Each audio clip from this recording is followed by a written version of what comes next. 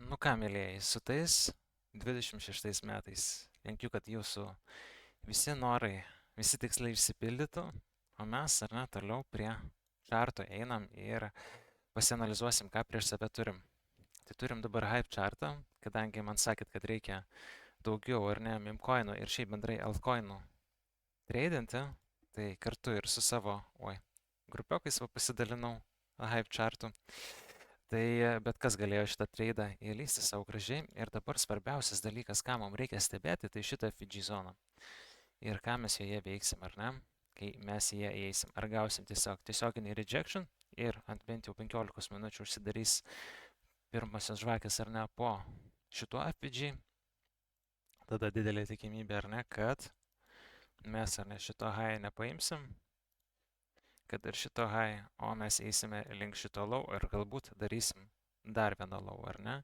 Ir šitas lower high paliks va toks ir tokią struktūrą. Tai kol kas pozicijas aš neuždarinėju, didžiąją pozicijos dalį jau uždariau. Ir dabar bereikia stebėtis užsimetęs alertus.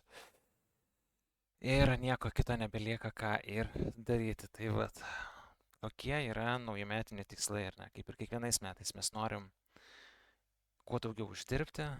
Tai faktas, kad ir šiais metais yra tikslai labai dideli. Esu labai užsimotyvavęs, kas nežino, kas žino, kas stebi jau mano kelionę. Tai šiuo metu esu jau mano berods 3 mėnuo Dubajuje.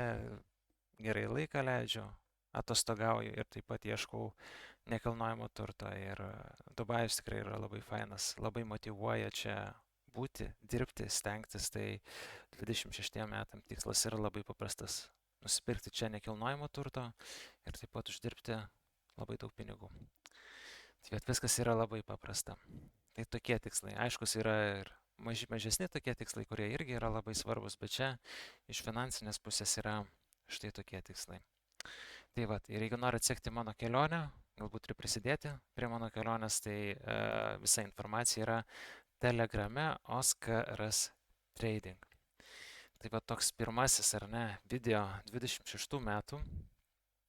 Kažkokios techninės analizės didelios nėra. Realiai šitą visą range'ą mes gražiai tradinom, įėjom, kaip sakau, su grupė pasidalinau ir turim labai gražų rezultatą. Taip pat.